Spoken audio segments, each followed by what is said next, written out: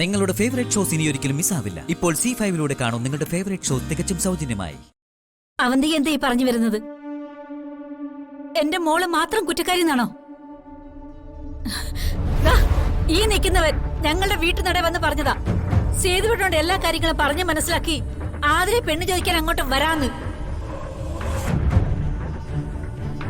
എന്താ സന്ദീപേ, നീ പറഞ്ഞില്ലേ? എന്റെ മോളെ ഞാൻ ന്യായീകരിക്കല്ല, പക്ഷെ അവളെ മാത്രം കുറ്റപ്പെടുത്താൻ പറ്റില്ല. എന്റെ മോളുടെ മനസ്സിനെ വിഷമിപ്പിച്ച് അവൾക്ക് നഷ്ടപ്പെടാനുള്ളത് മുഴുവൻ നഷ്ടപ്പെടുത്തിയിട്ട് ഇവൻ അനഘയെ കെട്ടാൻ തയ്യാറായി. അതെന്ത് കാരണം കൊണ്ടായാലും ഇവൻ എന്തിനാ ഈ വിവാഹത്തിന് സമ്മതിച്ചത്? അപ്പൊ നിങ്ങളുടെ ഈ ചെറുക്കനെ ഞങ്ങൾ ഏത് കൂട്ടത്തിൽ കൂട്ടണം? ഞങ്ങൾ പാവങ്ങളാണെന്ന് കരുതി തലേ കയറുന്നതിന് അതിലുണ്ട് അവന്തിക്ക്.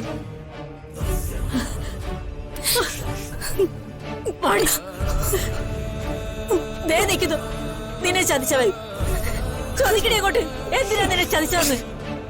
ഞങ്ങൾ ഇവളെ മര്യാദയ്ക്ക് തന്നെയാ വളർത്തിയത്. ഇവൾ ഓരോന്ന് പറഞ്ഞപ്പോ മയങ്ങി വീണെങ്കിലേ അത് നിങ്ങൾ തന്നെ ഓർത്തു നോക്കിയാ മതി എന്ത് കാരണം കൊണ്ടാന്ന്. എന്തൊക്കെ നിന്ന് ന്യായീകരിച്ചാലും ഇവനെ കുറ്റപ്പെടുത്തിയാലും വിവാഹത്തിന് മുന്നേ ഒരാളോടൊപ്പം താമസിക്കേ അതില് ഗർഭിണിയാവുകയും ചെയ്യാന്ന് പറഞ്ഞ നിങ്ങളുടെ മോളെ പതിവൃതയാണെന്നൊന്നും അല്ലല്ലോ അതിനർത്ഥം. ഇപ്പൊ തൃപ്തിയാലോടോ നിനക്ക്? എന്റെ അനിയത്തിയുടെ ജീവിതം നശിപ്പിച്ച് അവളെ ഈ അവസ്ഥയിൽ എത്തിച്ചപ്പോ നിനക്ക് മതിയായോ? ഞാൻ നിന്നെ ഇവിടെ ഇട്ട് തല്ലാത്തത് നീ ചെയ്ത തെറ്റ് അതേപടി എന്റെ അനിയത്തി ചെയ്തുകൊണ്ടാ. ഇവൻ എന്ത് തെറ്റിയതെന്നാ നിങ്ങളൊക്കെ പറയുന്നേ? ഇവനൊരാണാ. നിങ്ങളുടെ മോളുടെ സംസാരത്തിൽ ഇവൻ വീണുപോയെന്ന് വരും. ഇവളെന്താ ബോധമില്ലാതെ നടക്കണം? വിവാഹം കഴിഞ്ഞിട്ടില്ലെന്നും മറ്റൊരാളുടെ കൂടെ പോകുന്നത് തെറ്റാണെന്നും മനസ്സിലാക്കാനുള്ള പ്രായമായിട്ടില്ലേ ഇവക്ക്? അതിന് ഇവരുടെ വിവാഹം കഴിഞ്ഞിട്ടില്ലെന്ന് ഏട്ടത്തിയോട് ആര് പറഞ്ഞു? സന്ദീപിന്റെ ആതിരയുടെ വിവാഹം കഴിഞ്ഞു.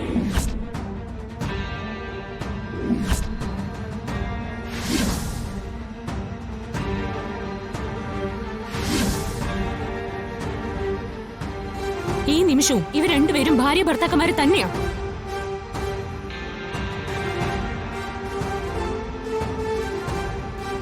ഞാനാ ഇവരുടെ വിവാഹം നടത്തിക്കൊടുത്തത്.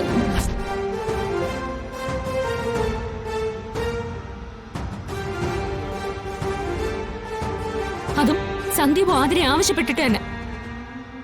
അത് സൗകര്യം പോലെ എല്ലാരോടും പറയാന്ന് കരുതിയെങ്കിലും പറ്റില്ലെന്നേ ഉള്ളൂ. നീ അപ്പൊ എന്നെ ചതിക്കായിരുന്നല്ലേ? കൊല്ല ഞാൻ നിന്നെ. നീ എന്തേ കാണിക്കുന്നേ? പിന്നെ ഞാൻ എന്ത് ചെയ്യണം? എന്റെ കഴുത്തിൽ താലി കെട്ടാൻ ഇരുന്ന ഇവൻ മറ്റൊരുത്തെ രഹസ്യമായി വിവാഹം കഴിച്ച് ഗർഭിണിയാക്കിയിട്ട് പിന്നെ ഞാൻ മിണ്ടാതിരിക്കണോ? നീ ഇതിനനുഭവിക്കും സന്ദീപ്, അനുഭവിക്കും. നോക്കിക്കോ.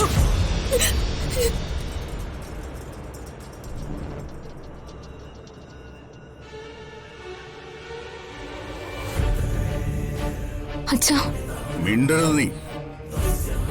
ഈ കുടുംബത്തെയും എന്നെയും ഈ നിൽക്കുന്നവരെയൊക്കെ ചതിച്ചിട്ട് വീണ്ടും നിന്ന് വർത്തമാനം പറയുന്നു.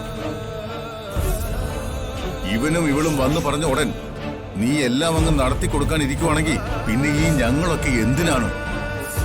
ഡൗൺലോഡ് ചെയ്യൂ C5 ആപ്പ്. കാണൂ എല്ലാ എപ്പിസോഡുകളും സൗജന്യമായി.